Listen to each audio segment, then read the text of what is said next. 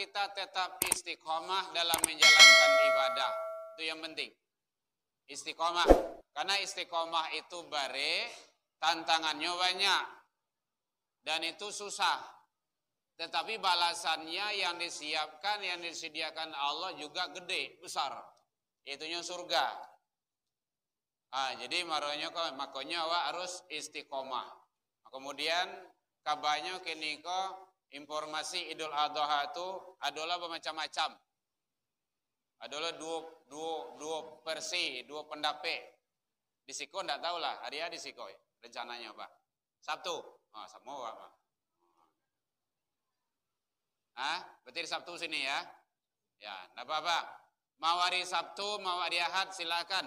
Nampak kok leh sholat, itu yang perlu dulu. Kau dilarang, kau juga berang lo kau, itu kan. Kalau kita hari Sabtu, berarti di Arafah orang kan wukuf tanggal 8 hari Jumat. Berarti kan sudah sesuai gitu, sudah mengikuti itu. Kan kita beda jaraknya kan 4 jam lebih kurang. Kalau seandainya ada yang berhari Minggu, berlebaran Idul Adha itu, berarti dia punya pendapat sendiri. Karena dia memiliki pendapatnya global umum. Kalau yang dake di Arab Saudi, yolah. Kalau yang ada yang sampai 12 jam, daerah-daerah yang di ujung, Papua bagian ujung, kan? Atau daerah-daerah Indonesia yang bagian ujung lagi, kan jauh ke Arab Saudi itu. Lebih itu dari 4 jam, 5 jam, 12 jam. Kan tidak mungkin mengikuti wukuf di Arafah. Logikanya kan iya juga. Baik, kita cerdas saja. Bapak Ibu hadirin kaum muslimin rahimakumullah. Ternyata syariat ibadah puasa Arafah itu sudah dari awal. Sebelum disyariatkan ibadah haji, itu syariat puasa Arafah sudah ada. Itu cerdasnya dulu, ya. Jadi tugas ulama, tugas buya, tugas guru-guru itu mencerdaskan umat. Kalau lah cadi awak kan aman wak doh. Jadi ndak berbeda pendapat awak ndak masalah lah doh. Jadi puasa Arafah telah disyariatkan dari jauh sebelum disyariatkan pelaksanaan ibadah haji oleh Allah Subhanahu wa ta'ala. Bapak Ibu hadirin kaum muslimin rahimakumullah yang berbahagia. Sementara pelaksanaan Idul Adha disyariatkan oleh Allah pada tahun kedua Hijrah. Sebelum itu puasa Arafah sudah ada. Syariat pelaksanaan ibadah haji, nya beda Idul Adha dengan ibadah haji. Syariat pelaksanaan ibadah haji pada tahun ke-6. Dulu Idul Adha dengan ibadah haji. Idul Adha tadi tahun ke-2. Ibadah haji tahun ke-6. Main duluan Idul Adha. Sementara Nabi melaksanakan ibadah haji pada tahun ke-10. Ya Bu ya, itu ilmunya. Jadi sekarang standar awak, kalau puasa Arafah kita kaitkan dengan orang wukuf di Arafah, nanti akan timbul bermasalah. Timbul masalah nantinya. Terjadi perang. Orang tidak ada wukuf di Arafah. Iya kan? Berarti tentu tidak ada puasa Arafah. Gitu. Sementara puasa Arafah itu adalah puasa 9 Zulhijjah. 10-nya hari raya Idul Adha. Ya Bu ya? Ayo lah Bu. Ada yang ragu? Jadi ternyata puasa Arafah itu tidak terkait secara kuat dengan orang wukuf di Arafah. Kalau seandainya bersamaan, ya alhamdulillah. Kalau seandainya tidak, nggak dimasalah. Karena masing-masing daerah dan wilayah itu berbeda, tidak sama. Jadi yang jelas puasa Arafah tanggal 9 Zulhijjah. Ada yang ragu, Bu? Boleh tanya. Kapan 9 Zulhijjah itu jatuhnya? Nah, itu yang penting. Nah, ya Bu ya, karena belahan bumi itu tidak sama. Bumi itu kan bulat, nyewa buta. Titik matahari itu kan satu. Nah, jadi ternyata syariat puasa Arafah sudah jauh diperintahkan oleh Allah Subhanahu wa Ta'ala. Sementara puasa Arafah itu dilaksanakan di tanggal 9 Zulhijjah, Idul Adha terjadi disyariatkan pada tahun kedua Hijrah itu kan. Idul Adha pada tahun ke-6, pelaksanaan ibadah haji pada tahun ke-10. Maka andaikan bertepatan orang wukuf di Arafah dengan tanggal 9 Zulhijjah yang awak lakukan puasa Arafah itu, alhamdulillah. Kalau seandainya tidak dimasalah. Nah pokok puasa Arafah tetap 9 Zulhijjah. Nah gitu. Jadi jangan ragu kita lagi. Nah, kalau seandainya memang kita sepakat 9 Zulhijjah yang kita pahami yaitu hari Sabtu, berarti kita melaksanakannya hari Jumat, berarti puasa hari raya kita hari Sabtu. Kalau melaksanakan puasa Arafah itu atau 9 Zulhijjah itu jatuhnya pada hari Sabtu, maka dia hari raya hari Ahad. Nah, gitu. Dan itu kedua-duanya boleh. Jadi masalah. Nah, bagaimana kalau dua terjadi perbedaan itu? Awak kalau kini kan anggap dua. Kalau gini dua, bukan dianggap dua. Ada yang ada yang hari Sabtu, ada yang hari Ahad. Bagaimana dua itu? Yang mana yang kau lakukan? Bagaimana dengan korban? Nah, itu kembalikan kepada kita. Makanya kalau kita dalam rapat, Dek, karena ambo pengurus masjid juga di Mutazakirin, besok malam saya juga rapat di sana. Yang malam tadi saya juga sudah rapat di Kuranji menyatakan, kalau seandainya kita sholat kapan? Hari Sabtu, ya, baik. Mendabi bilo. Hari Sabtu rencana, oke. Kalau hari Sabtu, bapak-bapak panitia bisa tidak memastikan seluruh peserta ibadah korban ini sholatnya hari Sabtu? Apa pikirnya? Kita ada lebih kurang itu ada 11 ekor. Berarti kali 7. Oh, enggak bisa memastikan dong ya. Kalau enggak bisa, jangan menyembelih hari Sabtu. Bilo hari Ahad. Oh gitu ya? Iya. Mana tahu ada di antara peserta hawako yang sholat Idul Adha-nya hari Ahad. Dari Minggu. Hari Ahad. Kita biasa hari Ahad. Berarti dia sudah melaksanakan korban sesuai sunnah. Tapi kalau seandainya enggak, berarti dia menyembelih sebelum Idul Adha. Man kana udhiya qabla ayyusallu, kata Rasul, siapa yang menyembelih korban sebelum sholat, ingat itu, laisa lahu minan nusk, ndak ada korban baginya. Maka dia harus menyembelih lagi makanan ukhra sesudah sholat. Karena salah satu syarat menyembelih itu adalah sesudah sholat Idul Adha. Jangan sebelum. Jadi itu teknis penyembelihan. Itu caranya. Tapi kalau dia bisa dipastikan peserta ibadah kurban awakku salat sarantak hari Sabtu tu kasadualahnya, boleh menebi hari Sabtu, enggak apa-apa.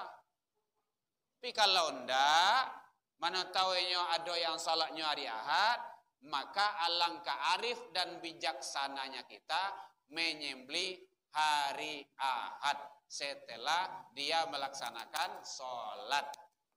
Nah, gitu. Ya Bu ya. Ada yang ragu Bu? Boleh tanya. Kalau seandainya terjadi dua perbedaan. Kalau leci aman wak tuh. Jadi masalah tuh, itu kaji menurun tuh. Ya 6 perbedaan wak. Karena tidak bisa kita memastikan. Tapi kalau bisa kita memastikan tidak apa-apa. Kita sholat kayak gini.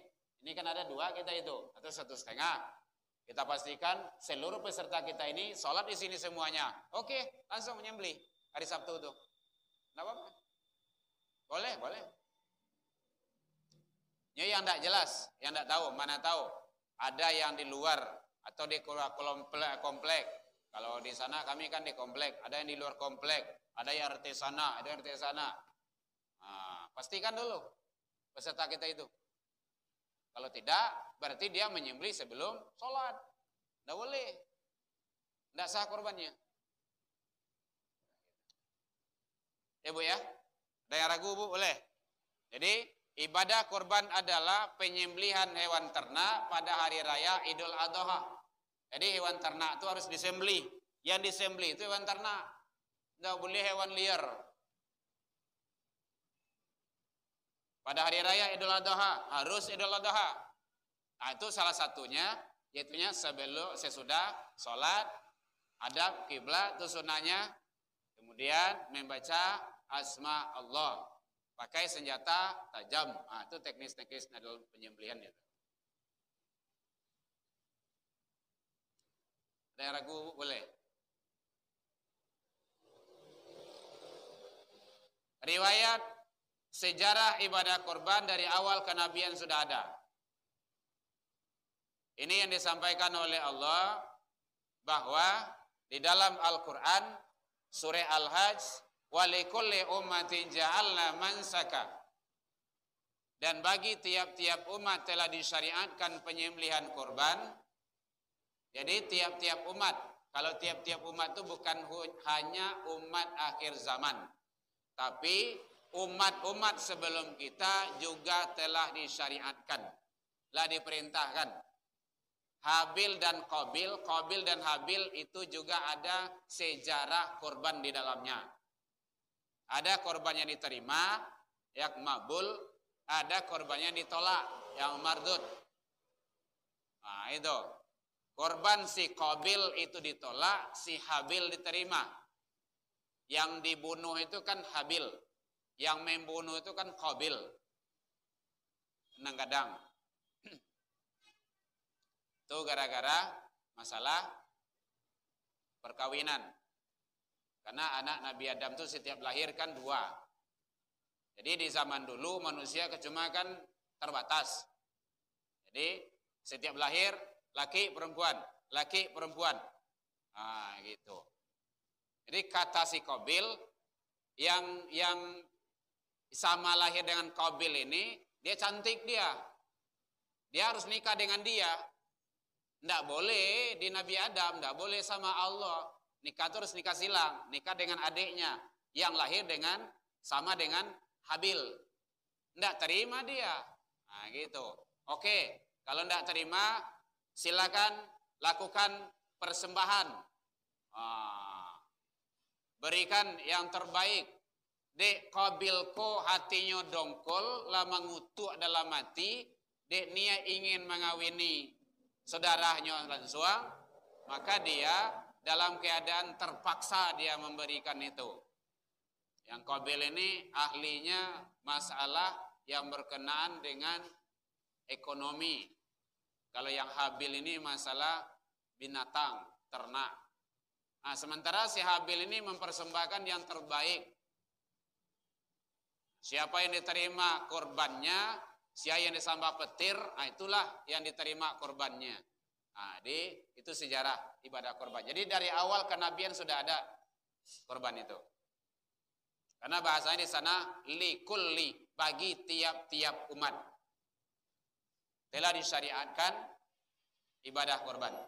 Tujuannya liyazkuru smallah, agar mereka menyebut nama Allah. Itu tauhid di dalamnya tuh. Ditanya toh, di dalam ibadah korban itu ada terkandung nilai-nilai tauhid. Makanya banyak di hari raya Idul Adha itu bertasbih, takbir, tahlil. Allahu Akbar, Allahu Akbar, Allahu Akbar. Boleh langsung ataupun diputar ini kaset di sini atau apa kayak mic terserah gitu kan. Atau di lapangan la ilaha illallah wallahu akbar. Allahu akbar walillahil hamd. Jangan dipanjang di sana, ilham, salah itu. Banyak juga yang sering kita dengar itu. Allahu Akbar, Allahu Akbar. Salah itu. Bar itu yang salah. Bar itu tidak ada alif di sana. Ba, tidak ada alif. Allahu Akbar, besar. Ya Ustaz ya. Nanti tugas Ustaz nanti kalau ada anak-anak kita yang salah atau remaja-remaja kita yang salah takbirnya. Walillahil hamd. Salah itu. Ya. Jadi penting bagi kita bagaimana ada nilai tauhid di dalamnya. Liyazkuru smallah. Maka mandabiyah itu salah satu syarat mandabiyah wajib hukumnya menyebut nama Allah. Tahu enggak? Bismillahirrahmanirrahim. Itu setidaknya. Makanya yang mandabiyah itu orang yang mengerti jo agama, faham jo agama, orang alim. Syukur-syukur kalau beliau itu ahli dagyang, tukang dagyang, paham agama. Tapi tidak semua tukang dagyang itu yang ahli agama doh. Gitu. Hati-hati juga itu. Mentang-mentang santiang awak tukang dagyang, ahli mandabiyah segala macamnya, belum tentu ahli agama. Sebagusnya yang menyembelih itu adalah orang ahli agama. Karena di sana ada ijab qabul. Permohonan kita dengan Allah. Allahumma rabbana taqabbal qurbana. Ya Allah, terimalah korban kami. Kama taqabbal korban Ibrahim, Ismail, Muhammad sallallahu alaihi wasallam. Gitu. Bukan sembarangan itu. Jadi kepada panitia, kepada khususnya tukang dabyah, kalau lah di dabyah ya terserahlah. Saran ke tukang dagyang silakan, tukang kulit silakan, dan segala macamnya. Boleh itu. Oke, ada yang ditanya Bapak Ibu? Jangan payah warna ada, Bu. Yuk. Harus? Oh gitu. Baik. Menyaksikan pelaksanaan penyembelihan korban itu hukumnya sunnah. Kalau hadir awak di lapangan di saat itu, mencari awak pahala sunnah. Kalau enggak ada masalah. Kadang ada ibu-ibu, induk-induk yang takut di darah itu kan. Ada jo contohnya awak korban di tempat lain atau korban di kampung. Kan enggak mungkin awak doh. Ya boleh, enggak apa-apa. Tapi kalau seandainya awak sempat menyaksikan hadir awak di rekat rumah, ada awak setidaknya pai ke lapangan tuh. Kau ndak kamanca lihat darah tu ndak malah, tapi hadir di lapangan tuh. Sunnah hukumnya. Lebih baik. Gitu, lebih baik. Ya Aisyah, labbaika ya Rasul, nih korbanmu, bawa ke lapangan, saksikan. Sunnah itu. Dan lebih baik disembelih sendiri kalau ada kemampuan kita. Kalau ibu-ibu itu udah mungkin doh gitu kan, maka boleh diwakilkan oleh bapak-bapak. Itulah yang ahli agama itu. Kalau seandainya ada contohnya kan Pak Ketua itu kan ikut sebagai serta ibadah kurban itu kan, langsung beliau menyembelih, itu bagus. Sunnah hukumnya dengan tangan sendiri. Lebih baik. Kalau tidak mungkin ada 7 diwakilkan saja, boleh diwakilkan saja.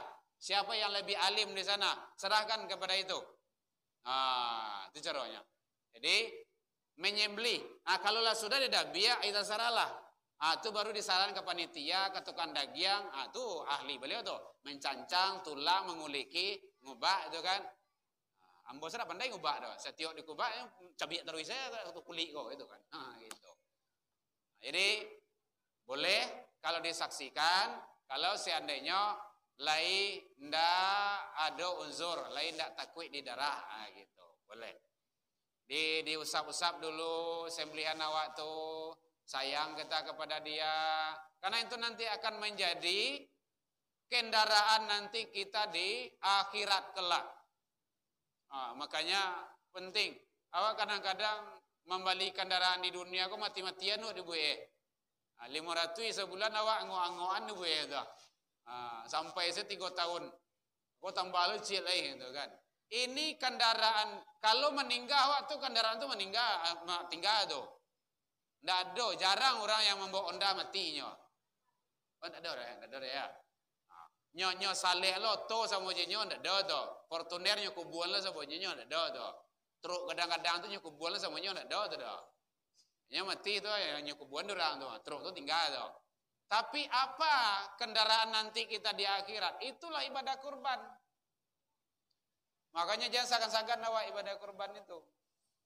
Karena kita dosa diampuni oleh Allah Subhanahu wa taala.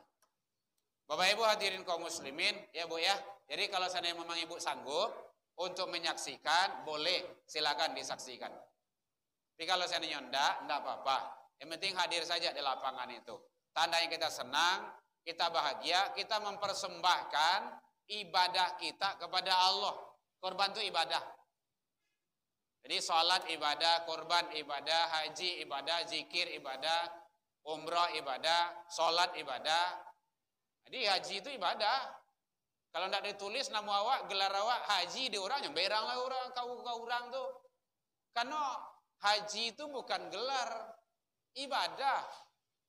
Kecil sia ibadah haji itu gelar. Kalau gelar haji itu zakat bisa juga gelar tuh, sholat bisa juga gelar tuh, umrah bisa gelar tuh. Ambo, Herman Tanjuang, itu apa tuh? Umrah itu kan. Mana mungkin Z Herman Tanjuang, apa tuh Z? Zakat. Nggak ada. Ibadah itu bukan gelar. Ya Bu ya. Itu bayang haji-haji itu. Ya terserah dialah gitu kan. Itu teknis Belanda dulu itu.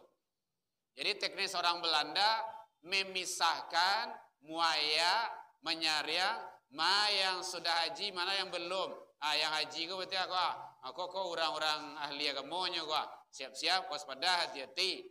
Itu lah masuk daftarnya sudah itu. Di awak di Indonesia kan lah terkenal lo itu gitu kan. Di Arab Saudi tidak ada itu. Memang Nabi Muhammad itu ada Muhammad gitu. Haji Muhammad. Abu Bakar, Haji Abu Bakar. Tidak ada. Utsman, Haji Utsman. Kecuali Utsman yang ada di Indonesia. Bu ya. Jadi kalau disaksikan silakan. Kalau memungkinkan. Kalau tidak ada masalah. Sunnah hukumnya. Sunnah. Kalau di kampung-kampung ada aja bagai sebelum didabi Jawi itu di Badaan bagai, dia kacau bagai, itu tidak ada itu. Itu apa saja itu.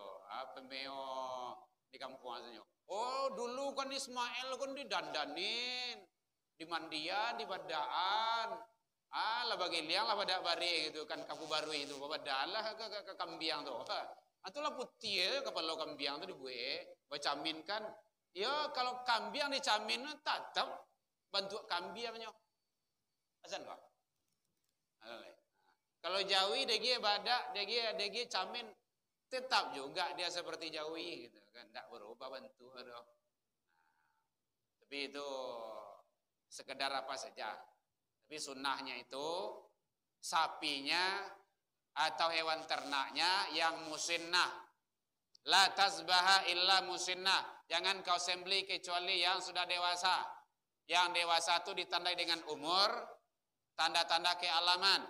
Umur itu kalau onta 5 tahun, lah boleh. Ada unta ibu di rumah, bawa saya kemari. Mana tahu ibu ternak unta gitu kan. Lah 5 tahun syaratnya. Atau kambiang. Kambiang tuh kalau kadang-kadang kambiangnya 1 tahun boleh. Enggak 2 tahun. Kalau sapi, sepi ya, sepi. Oh, tuh. Jawi itu kan. Itu 2 tahun. Kerbau, kabau 2 tahun. Yang penting musinnah yang sudah dewasa. Tanda-tanda kealamannya lah tumbuh tanduk lah radiaknya kalau kecil orang kampung kan gitu. Atau lah tumbuh jenggui iya apa? Iya mau ibu apa lah kecil. Ndak sadona jenggui boleh lebih ada. Ya Bu ya. Kambiang tuh ngasihnya. Kok tahun besok lah. Ya, jadi itu tanda-tanda kealaman. Yang penting musinnah. Dan jangan cacat. Hati-hati Pak Ketua, panitia pengurus. Kini itu kan ada penyakit kok. PMK. Penyakit mulut dan kuku. Nah, kemarin kita sudah rapat di Nurul Iman. Anggota DMI Kota Padang dengan DMI Sumatera Barat. Profesor Duski Samad. Sampaikan kepada umat, kepada panitia, kepada pengurus. Agar hati-hati mencari jawi untuk dikorbankan. Jangan dapet jawinan sakie. Waspada wah. Pastikan dia sehat. Balai sehat Pak, insya Allah sehat, insya Allah sehat. Nggak ada insya Allah, jalian dulu. Karena itu nanti akan didabiah, akan disembeli, akan dimakonsumsi. Kalau insya Allah itu berjanji itu mah. Awak nggak berjanji dong. Oh, hitam putih ya, iya ndak. Tapi kok jangan tabali kucian dalam karuang kok. Di sangko kuciannya mengiong-meong, kok kucian peta gitu kan, celek itu soalnya, ndak boleh. Pastikan dia sehat. Kecuali kalau sehat, kalau sakit darurat. Kalau sakit bawaan ndak boleh. Pincang kaki sawala, pontong ikue, demamnya dikuroe dan segala macamnya, ndak boleh itu. Sakit-sakiannya atau asmanya bagai gitu kan. Eko murah turun dari truk, eko mati itu tuh dia noa kau itu, jadi asma gitu kan. Atau tak kajinya kau sesak ngok jantungan itu kan. Dia jauh jantungannya. Terserah lah, pokok yang sakit tidak boleh. Sehat. Kecuali darurat. Darurat itu kondisi besok pagi ya wak korban. Malam kini nyo tiba, turun dari mobil, malompek sejauhnya. Nyo sangkut data se bumi kok. Turun saya melompek tiba dia petanya. Itu darurat tuh. Kalau darurat tuh boleh. Di balian kurang punya udah barang awak. Tadi sepai dari siku dah aja doh. Kini lah petah balian kemarin mamuah wak dah. Ibu ya. Jadi hati-hati kita jangan sampai dapat hewan-hewan yang sakit. Itu tidak boleh. Bapak Ibu hadirin kaum muslimin rahimakumullah.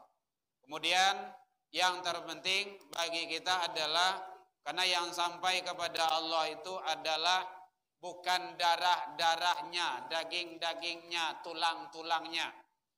Akan tetapi yang sampai kepada Allah itu adalah takwa kamu, ketakwaan kamu kata Allah. La yanalullahu luhumuha wala dima'uha. Daging-dagingnya, darah-darahnya, tulang-tulangnya tidak sampai kepada Allah. Walakin yanalahu luhu taqwa minkum. Yang sampai kepada Allah itu adalah ketakwaan kamu. Semakin rajin awak korban, semakin taat kita kepada Allah.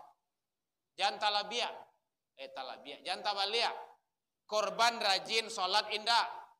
Itu masalah itu. Tidak benar itu. Kadang-kadang ada juga guys. Korban setiap tahun. Oh, tidak tanggung rajinnya korban tuh. Bayang tidak dah. Bayang acak-acakan 2 kali setahun lah sholatnya ya. Idul Fitri, Idul Adha. Paling kancang, beko sholat Jumat kalau laki-laki atau tarawehan di bulan puasa. Itu hati-hati itu. Padahal di sana Allah menyatakan fasholli lirabbika. Sholat dulu. Wanhar baru korban. Ya Bu ya. Jadi sholat dulu baru kurban. Ndak kurban dulu baru sholat doh. Jangan tawaliyah. Itu salah itu dalam memahami ayat. Nah, ini jangan sampai kita menyalahi aturan Allah dan Rasul. Masih ada yang tanya, Bu? Boleh? Nah, kadang ada juga yang timbul permasalahan masalah kulit. Kalau di sini mungkin ada masalah lah, awak cuman 1-2. Kalau ada yang korbannya sampai 20-30. Kalau dibagi kulit itu ke ibu-ibu, ke induk-induk, ini pandai masak dah. Tapi sengenek sorangnya, balik cara masak kok. Gitu. Kalau dijual kulit itu, Pak, ini baru permasalahan. Di dalam kitab Targhib wa Tarhib oleh Imam Nasaruddin Al-Albani itu dijelaskan tidak boleh dijual kulitnya. Jangan daging kurban, kulit kurban saja tidak boleh dijual. An Abi Hurairah, dari Abi Hurairah radhiyallahu anhu. Semoga Allah ridha kepada beliau. Beliau berkata, qala Rasulullah sallallahu alaihi wasallam, Rasul bersabda, man ba'a jildan udhiyah, siapa yang menjual kulit hewan korban tersebut, fala udhiyah lahu, maka tidak ada korban baginya. Jadi hati-hati, kulit hewan korban tidak boleh dijual oleh panitia dan pengurus. Baru timbul permasalahan. Baca roh itu. Kami tidak bisa mabean doh. Kalau dibagi kan seketik seorangnya. Ini teknisnya, jalan keluarnya. Cari fakir, cari miskin. Atau fakir miskin. Berikan sama beliau. Bareku korban. Bagian salah seorang. Bu, ini jatah ibu. Jatah bapak. Oh ya, terima kasih. Lai pandai ibu mabean. Ndak pandai mabean do. Lai pandai masak. Ndak pandai masak kulit ko do. Jadi ambo saran salah. Tuh ada toke. Jual ke situ. Pengurus menyalurkan. Sampai toke sekali. Pak toke datang ke tempat ambo deh. Baik tuh. Nanti jamaah awak akan menjual kulit. Nah itu caranya. Kalau sudah menjadi hak milik beliau, terserah beliau. Mau diolahnya silakan, mau dijual silakan. Bukan kita lagi. Awak lapih tugas dan kewajiban. Ya Bu ya. Paham? Jangan sampai salah Wak. Nan salah moko kita taubat sajalah kepada Allah. Nan kadatang. Supaya tidak ada permasalahan. Kita YouTube agar didengar oleh umat-umat dan panitia-panitia yang lain, pengurus-pengurus yang lain, bahwa panitia dan pengurus tidak boleh menjual kulit hewan korban tersebut. Caranya bagaimana? Salurkan.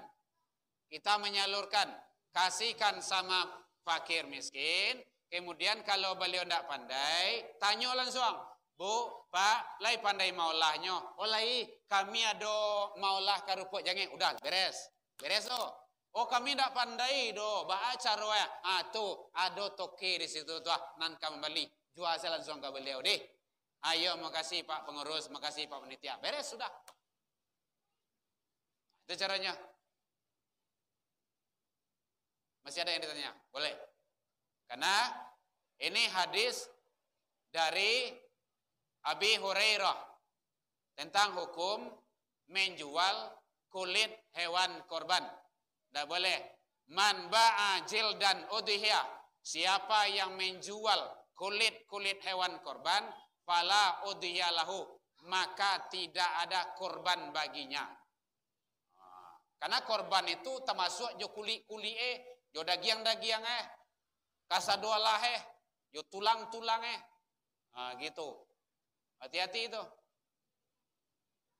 Kita yang diamanahi panitia dan pengurus, diamanahi oleh masyarakat, oleh jamaah, kita sebaik-baiknya menyelenggarakannya agar awak tidak salah. Caronya mau di tadi itu. Awak saran ke fakir miskin, kan selesai itu. Awak arahkan ke beliau. Kalau beliau sanggup silakan. Kalau enggak, tuh ada. Nah, kalau kita korban kita siku duiku, enggak ada masalah lah, itu aman doh. Tapi kalau korban yang banyak, sampai 20, 30, nah, itu kan banyak itu. Ada toke yang kau beli, ada. Nah, gitu. Kalau tidak ada nanti disuruh kemari kok. Suruh kan nih. Yang penting kita pengurus jangan sampai salah di dalam menyelenggarakan ibadah. Ingat itu ibadah. Ada yang bertanya Bapak Ibu? Masih silakan. Ya Bu. Kalau musola tidak boleh. Ke masjid, ke musola, kemana saja. Karena itu adalah uang orang ibadah. Tanyalah kepada peserta itu. Kita bukan kebanyakan, kita ibadah. Kalau seandainya sepakat, yang namanya ibadah itu kan dibelikan kepada jawi. Kan gitu. Kalau balabiyah, contoh kan balabiyah dari hasil pembelian itu, kenapa sampai berlebih? Kalau balabiyah berarti itu masih hak peserta. Hak peserta. Berapa orang? 7 orang, contoh 7 orang lah gitu kan. Ya silakan tanya kepada yang 7 itu. Bu, balabiyah sekian. Bapak, baca raya. Di bagian ke bapak-bapak, ibu-ibu, atau di saran, yang penting izin dulu. Nah kalau sudah izin, ya terserah. Yang namanya panitia itu kan menyelenggarakan. Tidak boleh mengambil keputusan sendiri. Kalau diambil keputusan sendiri tanpa musyawarah, karena ya Pak. Kan beliau itu menyarahan. 2.300.000, 2.500.000, 2.400.000. Sarahan, kok pembeli jawi. Kami percayakan pada panitia dan pengurus. Tolong. Kan beliau minta tolong tuh. Oh, kalau ada tukang dabi apa kok? Ada segala macamnya, atau mungkin tukang olah. Tidak boleh dari sana diambilkan. Bagaimana caranya? Ya musyawarah lah yang peserta itu. Udah kerajaan seorang. Di peserta yang 7 itu. Awak pengurus kan membantu. Pengurus kok membantu sebenarnya kok. Nah, itu caranya. Bu, jawi sekian. Kemudian untuk awak tidak bisa do. Jadi harus ada ditanam mungkin pengolah daging ada mungkin 7 orang atau 10 orang di musola awak. Nah, caranya kok makannya kok semacamnya. Udah iuran saja 10.000 seorang atau 100.000 seorang, 50.000 seorang untuk makannya. Beres? Salah dah. Boleh? Boleh. Nah, gitu. Yang penting musyawarah, itu yang penting. Musyawarah dengan peserta. Jangan sampai kita salah dalam itu. Ya, Bu? Lah ada pedagang. Minta lah tempat lain. Lah ada kupon wa. Oh, enggak boleh. Minta-minta enggak boleh. Jangan. Enggak boleh. Khairul yadul ufliya. Tangan di atas itu lebih mulia dari tangan di bawah. Al yadul ulia. Al munfiqah. Tangan di atas itu memberi. Asufla asaila. Tangan di bawah itu minta-minta. Enggak boleh. Dalam Islam Rasulullah tidak ada menganjurkan umatnya minta-minta. Enggak boleh. Kok diagi terima? Enggak mau ibu terima. Kok telepon nombor? Itu caranya. Ayo telepon awak, wajah puik mari. Anda boleh minta-minta, anda boleh. Jangan. Biar saja. Kalau nyuagi ya baru. Kalau datang enggak banyak salah doh. Pak, Assalamualaikum Pak. Allah selesai korban Pak. Alhamdulillah, ibu lah dapet. Kalau ada enggak ada Pak. Ambo enggak minta doh. Jangan minta. Pak, minta daging, jangan. Enggak boleh. Kok diagi diterima? Meminta tuh enggak boleh. Oh, datang ke situ. Bu, jalan-jalan besok kamari yo. Kok ada kami korban? Insyaallah Pak. Ibu datang. Ketemu bapak tuh. Assalamualaikum Pak. Gimana Pak? Alhamdulillah sehat. Udah selesai korbannya Pak? Alhamdulillah sudah. Oh gimana? Lancar Pak, lancar. Ibu udah dapat daging? Kalau ada enggak ada Pak. Gitu. Minta kami Pak, jangan. Pokok bahasa minta tuh enggak boleh. Jangan. Bu, mohon maaf sekali lagi mohon maaf. Awak jago harago diri awak. Enggak boleh. Kok diagiannya terus aki awak diterima. Tapi kok pandai caranya maunjang atau saralah gitu. Itu teknis loh itu. Ayo. Ah, meminta enggak boleh. Tapi bertanya, gimana Pak, korbannya lancar? Alhamdulillah Ibu. Ibu udah dapat daging belum? Kalau ada enggak ada Pak. Tuh. Enggak ada masalah. Soalnya kan itu nah itu. Tapi bahasa minta itu enggak boleh. Alihkan dengan bahasa yang lain. Kalau Bapak memberi juga enggak apa-apa, Pak, kami terima, alhamdulillah. Ini. Itu caranya. Yang kata-kata minta itu enggak boleh. Minta daging Pak, jangan. Jangan. Yang lalu kita tobat saja kepada Allah. Ya Bu ya. Enggak tahu enggak apa-apa. Yang akan datang bahasa minta dihilangkan, ganti dengan bahasa yang lainnya.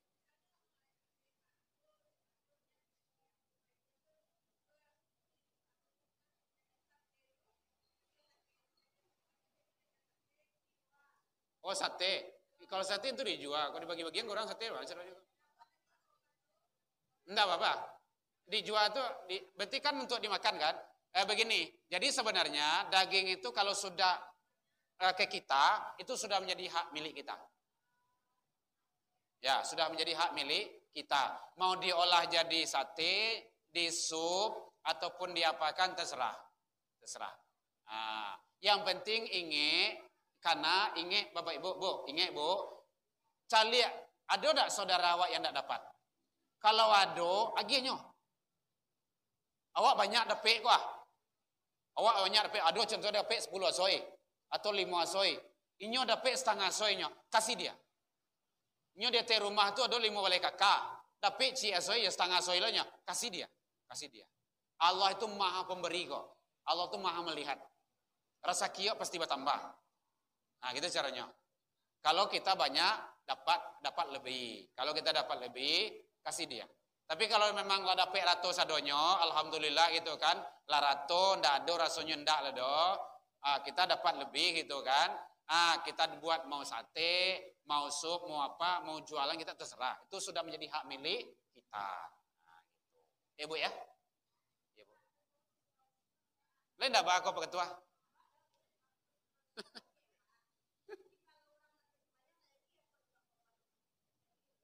Oh gitu. Begini Bu. Ya, begini caranya. Jadi sebenarnya kalau itu sebenarnya Bu, kalau siap bertanya dengarkan lagi Bu.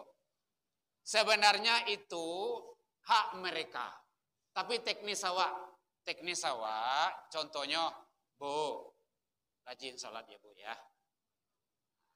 Jadi itu kan ibadah. Kita memberikan hak mereka sebenarnya, tapi dengan jalan juga membujuk mereka untuk ibadah, untuk taat kepada Allah.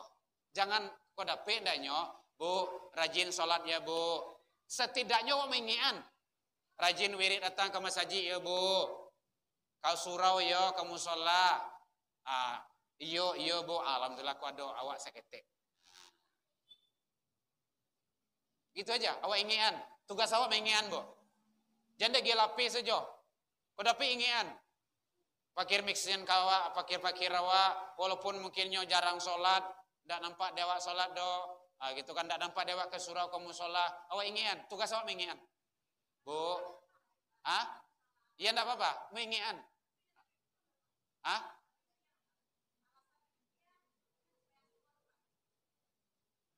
oh gitu, kalau di tempat lain dapat, tidak dapat dia. Dia bahagian dari jangkauan kita. Itu dulu. Kalau bahagian dari wilayah jangkauan kita, itu hak mereka. Jangan ditahan. Pada soal. Walaupun yang tidak sholat. Jangan. Itu zalim kita itu. Tidak boleh. Rumah Iko dapat. Rumah dia tidak dapat. Dek karanya tidak sholat. Ingat Ibu. Ingat. Ya, tidak kena ke masjid. Ingat Ibu. Ibadah dia dengan Allah itu urusan dia. Tugas awak mengingat muajak. Tugas kita dalam kurban itu jangan kita zalim. Karena mungkin kemarahan atau mungkin karena apalagi itu kan terhadap seseorang, jangan sampai kamu tidak berlaku adil kata Allah. Itu salah Wak, badoso Wak. Tidak boleh, jangan. Ya. Jadi kita tidak ingin zalim karena setiap perbuatan kita akan dipertanggungjawabkan di sisi Allah. Setiap perbuatan kita akan dipertanggungjawabkan di sisi Allah. Kecuali rumahnya itu tidak jangkauan awak, itu lain cerita. Kalau jangkauan awak lingkawan, anda boleh. Itu zalim kita. Ya, nyo ndak sholat, nyo ndak ke surau, ndak ke rumah saji, awak nasihati. Kamu belum gue, bu, kau ada rezeki sekete, ibu jarang nampak ke surau. Kan ndak banyak orang, no paling cik ya dua. Ultimatumnya, rajin datang ke surau ya. Soal pengurus, iya, kamu belum bisa. Rajin datang ke surau ya. Soalnya kadang-kadang pengurus yang lain tuh ndak nyamannya do. Ini pikir tuh, ayolah Pak, itu. Setidaknya ayolah Pak, setidaknya itu. Jadi tugas dia dengan Allah, dengan Tuhannya, itu tugas dia. Tugas kita dengan Tuhan kita, dengan Allah, dengan sesama kita juga harus beres. Jangan salah kita. Nah, itu ya Bu ya. Yang yang sudah berlalu kita taubat dan mohon ampun kepada Allah. Yang akan datang, jangan sampai kita, jangan karena kebencianmu kepada kelompok, kepada seseorang, menjadikan orang lain itu tidak terjalankan hak-hak dan tanggung jawab kita dalam menjalankan amanah. Ya Bu ya. Nah, baik, demikian saja. Mudah-mudahan Allah mengampuni segala kealfaan dan kekilafan kita. Kalau ada yang kurang jelas nanti boleh lihat di YouTube kita nanti Buya Herman Tanjung agar kita lebih sering mengulang, lebih memahami. Kalau ada teman-teman yang komplain yang segala macamnya, dengar saja penjelasan nanti di YouTube kita, insyaallah. Baik, demikian saja. Ila liqa fastabiqul khairat. Assalamualaikum warahmatullahi wabarakatuh.